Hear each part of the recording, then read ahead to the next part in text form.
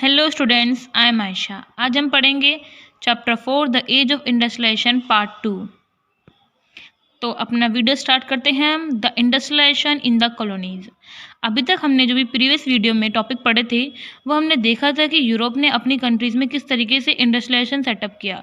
अब हम देखेंगे कि उन्होंने यूरोपियंस ने जो भी उनकी कॉलोनीज थी, कॉलोनीज कौन थी उस टाइम पर, इंडिया, उसमें किस तरीके से इंडस्ट्रियलाइजेशन लेकर आए, उसके बारे में हम पढ़ेंगे। The age of Indian textile.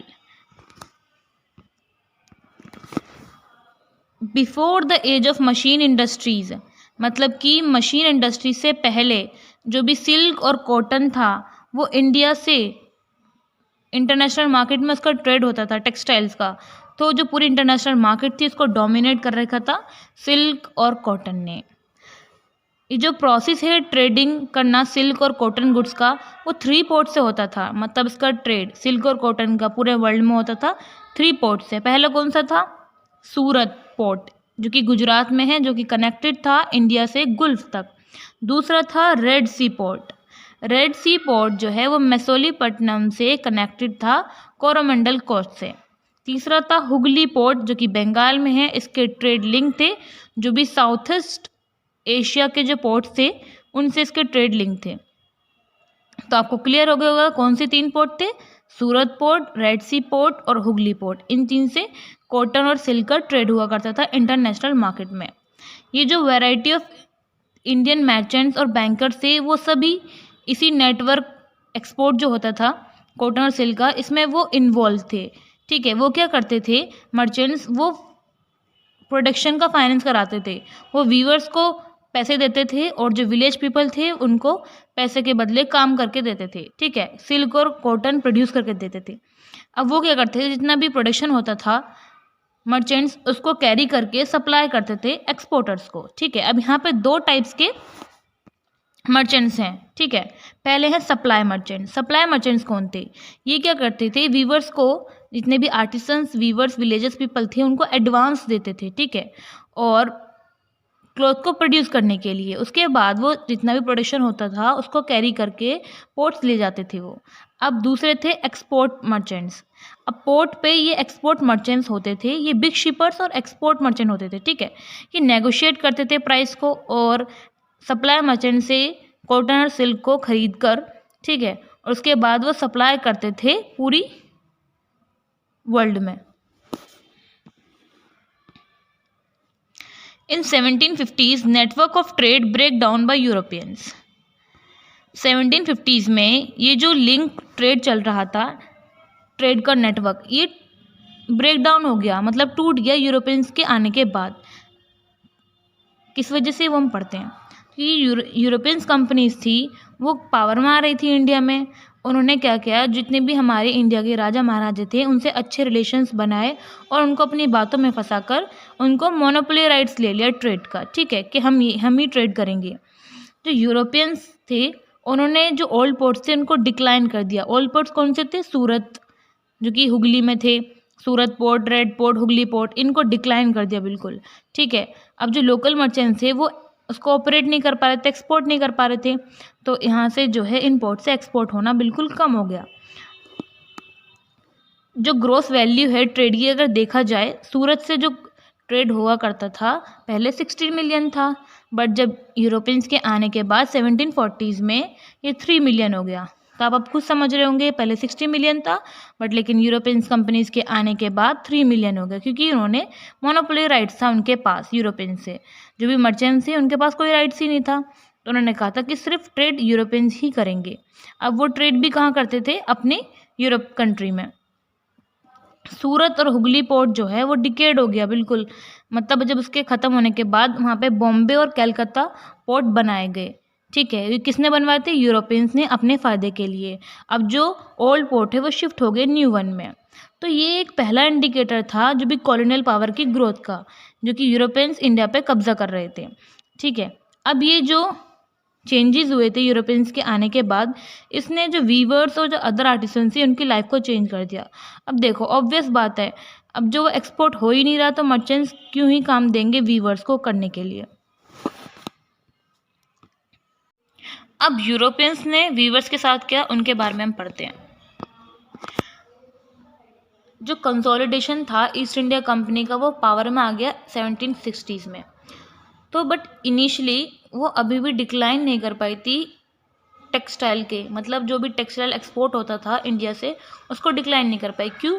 क्योंकि जो टेक्सटाइल्स है वो काफ़ी ज़्यादा ग्रेट डिमांड था यूरोप में भी। जो ईस्ट इंडिया कंपनी है वो काफ़ी ज़्यादा डिफ़िकल्टी फेस करनी पड़ी, क्योंकि जो रेगुलर सप्लाई नहीं मिल रहा था सिल्क और कॉटन का गुड्स का एक्सपोर्ट करने के लिए अपने यूरोपियंस में। क्यों? क्योंकि जो फ्रेंच, डच, पोर्टुगीज़ थे वो भी लोकल ट्रेडर्स थे टेक्सटाइल्स के, ठीक है, वहाँ पे भी कॉटन और सिल्क जाता था, ठीक है। अब ये कंपनी को क्या है, ईस्ट इंडिया कंपनी थी, उसको भी प्रॉब्लम फेस करनी पड़ी मार्केट में, क्योंकि यहाँ पे फ्रेंच, डच, पोर्टुगीज़ भी सप्लाई कर रहे थे टेक्सटाइल्स का। वीवर्स और जो सप्लाई मर्चेंट्स थे वो बार्गेन करते थे, ठीक है, तो वो उन्हीं को सेल करते थे जो भी उनका बेस्ट बायर होता था, जो ज़्यादा पैसे लगाते थे उनका प्रोटेक्शन का, तो वो भी उन्हीं लोगों को बेचते थे। तो ईस्ट इंडिया कंपनी को ये भी प्रॉब्लम फेस करनी पड़ी। अब जो ईस्ट इंडिया कंपनी है उन्होंने अपना पॉलिटिकल पावर एस्टैब्लिश कर दिया, ठीक है, राजा महाराजा थे इंडियंस के, उनके साथ अच्छे रिलेशंस बनाकर मोनोपोली राइट को उन्होंने ले लिया ट्रेड का। अब पॉलिटिकल पावर के कंट्रोल के बाद उन्होंने क्या किया, ईस्ट इंडिया कंपनी ने जो जितना भी कंपटीशन था उसको एलिमिनेट कर दिया। मतलब कि जो भी अदर कंट्रीज़ थी जो टेक्सटाइल का ट्रेड करती थी उसको करने से मना कर दिया, ठीक है, उसको एलिमिनेट कर दिया। और जो कॉस्ट थी उसको भी कंट्रोल कर दिया। जो भी वीवर्स सप्लाई मर्चेंट्स अपना प्रोडक्शन बेचते थे बार्गेन करके, उसको उन्होंने कंट्रोल किया। और जितना भी रेगुलर, मतलब उन्होंने ये इंश्योर किया कि रेगुलर सप्लाई होना चाहिए कॉटन और सिल्क गुड्स का, जिससे कि वो एक्सपोर्ट कर सके अपने यूरोपियन कंट्री में। How east India company eliminate existing traders in market, किस तरीके से ईस्ट इंडिया कंपनी ने जो एग्जिस्टिंग ट्रेडर्स थे, सप्लाई मर्चेंट्स और एक्सपोर्ट मर्चेंट्स, किस तरीके से उनको हटाया मार्केट से। पहला उन्होंने क्या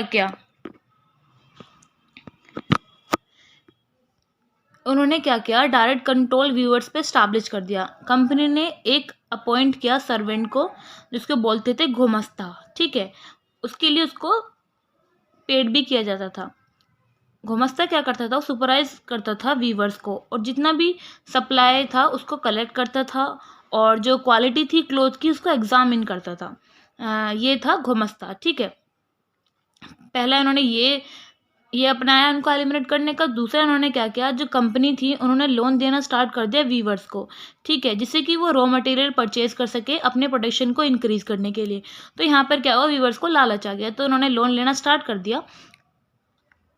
जो भी लोन्स लेता था ईस्ट इंडिया कंपनी से, उसको बदले में उन्होंने क्या करता, वो लोन्स लेते थे, और जितना भी प्रोडक्शन होता था वो उनका सारे क्लोथ का वो घुमस्तास के हाथ में सौंप देते थे, ठीक है। अब जो भी अदर्स बायर्स थे वो उनको नहीं बेचते थे, सिर्फ उनको कंपनीज को ही उनको सेल करना पड़ता था अपना प्रोडक्शन। वीवर्स जो थे उन्होंने एडवांस लेना स्टार्ट कर दिया कंपनी से, इस होप में कि वो ज़्यादा अर्न कर सकेंगे। जो काफ़ी सारे वीवर्स थे उनके जो स्मॉल प्लॉट से लैंड पे जिस पे वो कल्टीवेट करते थे, उससे जो इनकम आती थी उनका पूरा नहीं पड़ता था, तो उनको अपनी फैमिली के नीड्स को पूरा करने के लिए इनकम को और अच्छा जनरेट करना था, तो उन्होंने एडवांस लेना स्टार्ट कर दिया कंपनी से। समटाइम्स जो भी क्लैशेस हो जाते थे वीवर्स और घुमस्तास के बीच में, मतलब कि एक तरीके से अनबन हो जाती थी इन दोनों के बीच में। जो अर्लियर मर्चेंट्स थे उनके काफ़ी सारे क्लोज रिलेशनशिप थे वीवर्स के साथ, क्योंकि वो क्या करते थे, उनकी नीड्स को पूरा करते थे और कभी भी उनके क्राइसिस के टाइम में उनको हेल्प करते थे। अब बट लेकिन जब ये न्यू घुमस्तास आए वो आउटसाइडर थे, मतलब वो यूरोपियंस कंपनीज के साइड से थे, तो उनके कोई भी सोशल लिंक नहीं थे विलेज के लोगों के साथ, तो वो एरोगेंटली बिहेव करते थे उनके साथ, वीवर्स के साथ, और उनको पनिश भी करते थे वीवर्स को जब सप्लाई में डिले हो जाता था। वीवर्स क्या हुआ, एक तरीके से यहाँ पे इन्होंने प्रोटेस्ट करना स्टार्ट कर दिया। तो क्या प्रोटेस्ट किया वो हम देखते हैं। अब जो वीवर्स थे उन्होंने अपना बार्गेन करने का स्पेस था वो खो दिया, ठीक है। जो प्राइसेस को बार्गेन करते थे, जो भी अच्छा उनका प्रोडक्शन का मतलब पैसा लगाता था उनको, वो उसको सेल कर देता अपना प्रोडक्शन। अब यहाँ से इनका ये सब सिस्टम खत्म हो गया, ठीक है, क्योंकि वो एडवांस लोन लेने लगे किससे, कंपनी से, तो सारा जो प्रोडक्शन था वो हैंड ओवर करना पड़ता था उनको कंपनीज को। जो भी प्राइस उन्हें कंपनी से मिलता था वो काफ़ी ज़्यादा कम होता था, ठीक है। और जो इन्होंने लोन्स एक्सेप्टेड करते थे कंपनी से, इस लोन्स ने जो है एक तरीके से जो व्यूवर्स थे उनको टाइड अप कर दिया, मतलब बांध कर रख दिया वो, और कोई भी जो बायर्स थे वो उनको सेल ही नहीं कर पाते थे अपने प्रोडक्ट को। काफ़ी सारे प्लेसेस में जैसे कि कर्नाटक और बंगाल में जो व्यूवर्स थे उन्होंने विलेज को छोड़ दिया, ठीक है, और वो माइग्रेट हो गए। वो अदर विलेजेस थे वहाँ पर जाकर उन्होंने लूम्स सेटअप कर दिए, ठीक है। और जहाँ पे भी उनके मतलब लूम्स वहाँ सेटअप करते थे, जहाँ पे भी उनके फैमिली रिलेशंस होते थे, उसी विलेज में जाके जो वीवर्स थे यहाँ पे उन्होंने जो कंपनी है उनके ऑफिशियल से उनको अपोज करना स्टार्ट कर दिया कि हम लोन्स नहीं लेंगे। तो उन्होंने लोन्स लेने से वीवर्स ने मना कर दिया, रिफ्यूज़ कर दिया। और जो भी शॉप्स थी, जो भी वर्कशॉप वगैरह थी, उनको क्लोज डाउन कर दिया। और जो एग्रीकल्चर मतलब एज अ एग्रीकल्चर लेबर वो अपने लैंड को कल्टीवेट करने के लिए वापस चले गए। 19th सेंचुरी के समय में क्या हुआ, कॉटन वीवर जो थे उन्होंने एक न्यू प्रॉब्लम फेस किया। वो क्या था वो हम आगे देखते हैं। मैनचेस्टर, मतलब कि मैनचेस्टर आए थे, उनके बारे में पढ़ेंगे आगे हम।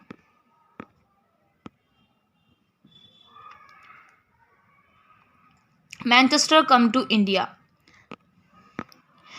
1722 में हेनरी पेटोलो थे, जो आप पिक में ये पिक्चर देख रहे होंगे, ये हेनरी पेटोलो हैं।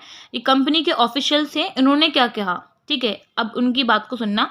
उन्होंने कहा the demand of Indian textile could never reduce since no other nation produced goods of the same quantity. मतलब जो डिमांड है इंडियन टेक्सटाइल की वो कभी भी कम नहीं हो सकती, ठीक है। और इसका जैसा जो भी क्वांटिटी प्रोड्यूस करता है इंडिया, उस क्वांटिटी जैसा अदर नेशन मतलब कि अदर कंट्री प्रोड्यूस नहीं कर सकता। मतलब इन्होंने ये बात बोली। और उसी समय क्या हुआ, जो भी इंडियन टेक्सटाइल था पूरी तरह से डिक्लाइन हो गया, ठीक है। वो किस कारण से हुआ वो हम देखते हैं। तो एक तरीके से कह सकते हैं कि इनकी बात बिल्कुल मनहूस थी। 1811 से लेकर 12 में 13% जो है वो इंडिया का एक्सपोर्ट होता था, देख रहे हो 30%। अब 1850 में क्या हुआ, 1850 से लेकर 51 में वो 3% हो गया, बिल्कुल 33% से 3% हो गया एक्सपोर्ट। ऐसा क्यों हुआ, उसके रीज़न हम आगे देखते हैं। वाई डिड दिस हैपन, क्यों हुआ ऐसा, ठीक है। जो कॉटन इंडस्ट्रीज थी इंग्लैंड में वो अब डेवलप्ड होने लगी।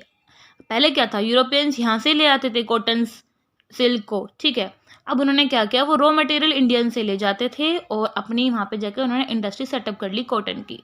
तो अब क्या हुआ, जितने भी इंडस्ट्रियल ग्रुप से जिनकी भी इंडस्ट्रीज थी यूरोपियंस में, वो वरी होना मतलब उनको वो डर गए कि जो किसी से डर गए, जो भी कंट्रीज में अदर कंट्री से इम्पोर्ट होता था यूरोपियन कंट्री में उस चीज़ से, ठीक है। क्योंकि ऑब्वियस बात है, अगर वो प्रोडक्शन कर रहे हैं अपनी कंट्री के अंदर, दूसरा कंट्री कोई इम्पोर्ट करेगा उनकी कंट्रीज में आके, तो वो डरेंगे ही। जो ब्रिटिश इंडस्ट्रियल ग्रुप्स हैं उन्होंने क्या किया, जो भी इंडस्ट्री सेटअप की जिन लोगों ने, उन्होंने प्रेशराइज किया यूरोपियंस की यूरोप की गवर्नमेंट को। उन्होंने कहा कि जो इम्पोर्ट ड्यूटीज़ हैं कॉटन टेक्सटाइल पे, उसको इम्पोर्टेड ड्यूटीज़ इम्पोज कर दी जाएं, जिससे कि इम्पोर्ट ना हो पाए कॉटन टेक्सटाइल का यूरोप में, ठीक है। जिससे कि जो मैनचेस्टर हैं वो ब्रिटेन में अपना प्रोडक्शन सेल कर सके बिना कोई कंपटीशन को फेस किए हुए। अब यहाँ तक तो ठीक है, चलो उनकी अच्छी बात है कि वो इम्पोर्ट ड्यूटीज़ लगा दें, जिससे कि वो अपने प्रोडक्शन है उनका अच्छा कंपटीशन उनको फेस ना करना पड़े और उनको अपना सेल जो है मतलब सेल कर सके अपने प्रोडक्शन को अपनी कंट्रीज़ में ही। अब यहाँ तक ठीक था। अब उसके उन्होंने क्या किया, उनकी जो डिमांड थी वो बढ़ गई।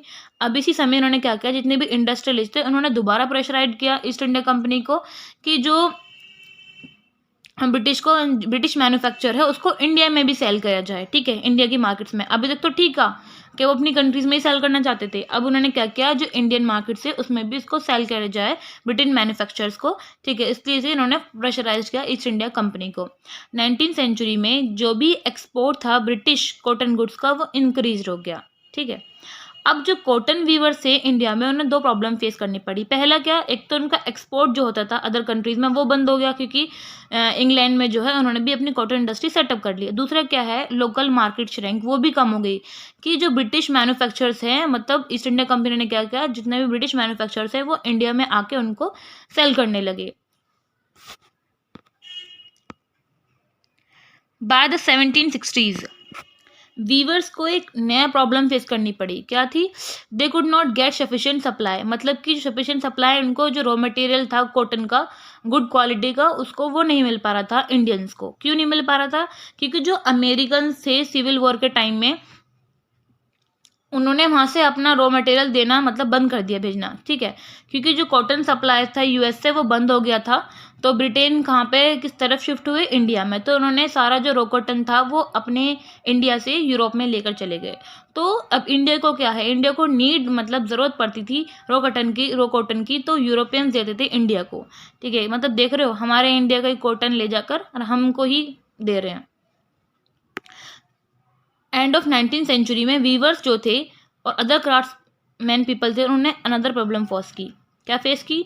जो फैक्ट्रीज थी अब इंडिया में आने लगी और प्रोडक्शन अपना बनाने लगी। अभी तक तो क्या था, वो अभी तक अपना मैन्युफैक्चर जो था, प्रोडक्शन तो वो सेल करते थे। अब उन्होंने क्या किया, वो इंडिया में आकर अपनी ही फैक्ट्रीज बनाने लगे, ठीक है, और प्रोडक्शन प्रोड्यूस करने लगे। अब इस वजह से क्या हुआ, अब इंडिया भी प्रोडक्शन कर रहा है, जो फैक्ट्रीज अदर कंट्रीज से आई हैं, सेटअप की गई हैं, वो भी प्रोड्यूस कर रहे हैं। मार्केट में क्या हुआ, जो मशीन गुड्स से वो काफ़ी ज़्यादा फ्लड हो गए, ठीक है। अब इंडिया में क्या था, वो तो हैंडमेड गुड्स यूज़ करते थे, बनाते थे, तो उनकी कोई वैल्यू ही नहीं रही। तो इन सब सिचुएशन के चलते हुए जो वीविंग इंडस्ट्री थी, जो हाथ से बनाने का काम होता था, वो सर्वाइव ही नहीं कर पाए, क्योंकि मशीन मेड गुड्स जो थे लोग उनको प्रेफर करने लगे। फोर्थ टॉपिक पढ़ते हैं हम अपना, फैक्ट्रीज कम अप। अभी तक हमने देखा कि जो एक्सपोर्ट था इंडिया से होता था अदर कंट्रीज़ में, उसको ब्रिटिशर्स ने पूरी तरीके से बंद कर दिया। और जो मशीन मेड गुड्स थे जो ब्रिटिश से आते थे, उसको डंप कर दिया इंडिया में। अब यहाँ पे इन्होंने क्या किया, फैक्ट्रीज भी सेटअप कर दी इंडिया में। जो उसमें कुछ यूरोपियंस भी थे जो फैक्ट्री सेटअप कर रहे थे, और इंडियंस भी थे, तो उनके बारे में हम पढ़ते हैं। जो फर्स्ट कॉटन मिल सेटअप की गई थी बॉम्बे में, वो 1844 में, और जो जूट मिल थी बंगाल में 1855 में, और जो इलाइन मिल वो स्टार्टेड की गई थी कानपुर में 1860s में, और जो फर्स्ट कॉटन मिल थी वो सेटअप की गई थी अहमदाबाद में। ये जो कॉटन मिल थी, ये फर्स्ट कॉटन मिल वो इंडिया के लोगों ने की थी, और जो हमने ऊपर अभी देखी थी ये यूरोपियंस ने की थी। और ये जो फर्स्ट स्पाइनिंग एंड वीविंग मिल जो थी मद्रास में हुई थी 1874 में। अब ये जो क्वेश्चन यहाँ पे अराइज होता है कि ये जो इंडस्ट्रीज सेटअप हो रही थी वो कौन कर रहा था, ठीक है, और इस इंडस्ट्रीज को सेटअप करने के लिए कैपिटल कहाँ से आ रहा था, मतलब पैसा कहाँ से आ रहा था। और तीसरा क्वेश्चन ये कि इन इंडस्ट्रीज में मिल में काम करने के लिए वर्कर कहाँ से आ रहे थे। तो एक एक करके हम इनके बारे में पढ़ते हैं। द अर्ली एंटरप्रेन्योर्स, इंडस्ट्रीज जो थी इंडिया के काफ़ी सारे रीजन्स में सेटअप की गई और काफ़ी सारे सॉर्ट्स ऑफ पीपल के द्वारा। 18th सेंचुरी में ब्रिटिश जो थे इंडिया में वो एक्सपोर्ट करते थे ओपियम चाइना में। ओपियम जो है एक नशावर चीज़ है जो कि इंडिया में प्रोड्यूस होती है, तो इंडिया से लेकर एक्सपोर्ट करते थे चाइना में। उसके बदले में वो चाइना से टी लेते थे और उसका अपने इंग्लैंड में लेकर जाते थे। तो आप देख रहे हो, इंडिया की चीज़ को लेकर एक्सपोर्ट करते थे अदर कंट्रीज़ के साथ, और वहाँ से उसके बदले में टी लेकर अपने इंग्लैंड जाते थे। जो काफ़ी इंडियंस थे वो इस ट्रेड के थ्रू अर्न करते थे, और इसी की वजह से वो इंडस्ट्रियल सेटअप की इन्होंने इंडिया में इसी पैसे से। बंगाल में द्वारकानाथ टैगोर, उन्होंने 6 जॉइंट स्टिक कंपनीज 1830 और 40s में सेटअप की, इसी ट्रेड के जो पैसा कमाते थे इसी ट्रेड से उसके थ्रू। बॉम्बे में दीनशो पैटेट और जमशेदजी नसरुवंजी टाटा, जिनके बारे में आप जानते ही होंगे, उन्होंने एक इंडस्ट्रियल एम्पायर बनाया इंडिया में, ठीक है। उन्होंने एक्यूमुलेट किया वेल्थ को एक्सपोर्ट करके चाइना से, और रॉ कॉटन का एक्सपोर्ट करके इंग्लैंड में, ठीक है। कहाँ से एक्सपोर्ट करते थे, चाइना से, और रॉ कॉटन को करते थे एक्सपोर्ट इंग्लैंड में। तो हुकुमचंद जो थे वो एक मरवाती बिजनेस थे, जिन्होंने first Indian jute mill setup की थी कोलकाता में 1917 में। जो यूरोपियंस थे हमने पीछे देखा था उन्होंने भी की थी, बट लेकिन 1917 में किसने की थी, जो इंडियंस के लोग थे सेठ हुकुमचंद ने कलकत्ता में 1817। Where did the capital come from. अब इंडस्ट्रीज को सेटअप करने के लिए कैपिटल कहाँ से आता था। अभी हमने देखा था कि किसने इंडस्ट्री सेटअप की, कुछ यूरोपियंस भी थे और कुछ इंडियन पीपल थे जिन्होंने इंडस्ट्री सेटअप की। अब इस इंडस्ट्रीज को सेटअप करने के लिए इनकम कहाँ से आया। पहला रीज़न तो मैं आपको बता ही चुकी हूँ कि वो ट्रेड करते थे चाइना से, ठीक है, और अदर कंट्रीज से। जो मर्चेंट्स थे मद्रास से, वो ट्रेड करते थे बूमा के साथ और मिडल ईस्ट और ईस्ट अफ्रीका के साथ। तो इसके थ्रू वो इनकम अपना जनरेट करते थे और इंडस्ट्री सेटअप करते थे। तो जो कुछ वहाँ पे कुछ अदर कमर्शियल ग्रुप्स भी थे, वो डायरेक्टली ट्रेड नहीं करते थे, इनडायरेक्टली वो ट्रेड करते थे, इन्वॉल्व होते थे। वो क्या करते थे, जितने भी विलेज पीपल थे उनसे अपना गुड्स प्रोड्यूस करवाते थे, और उस गुड्स को कैरी करके एक प्लेस से दूसरी जगह ले जाते थे, और फिर आगे जाके वो एक्सपोर्ट मर्चेंट्स को बेचते थे, ट्रेडर्स को, और उसके थ्रू वो पैसा कमाते थे।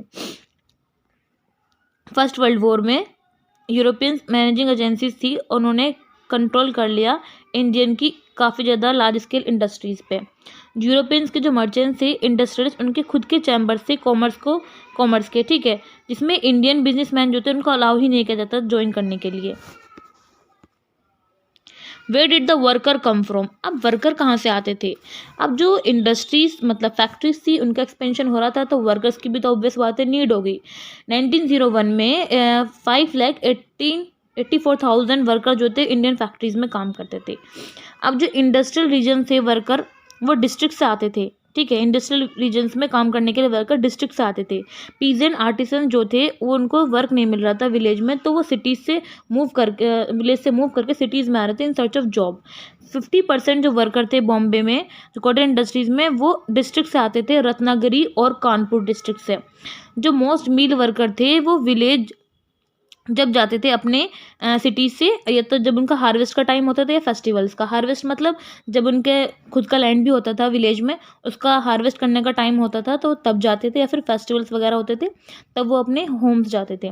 वर्कर जो थे वो काफ़ी ज़्यादा ग्रेट डिस्टेंस ट्रैवल करके यूनाइटेड प्रोविंसेस आते थे इन किससे कि इनके होप में कि उनको मिल में इंडस्ट्रीज़ में काम मिल जाए। बट लेकिन उस टाइम पर काम मिलना बहुत ही डिफ़िकल्टी था, क्योंकि वर्कर जो थे मिल्स में काफ़ी ज़्यादा थे, ठीक है। हेड जॉबर कौन था?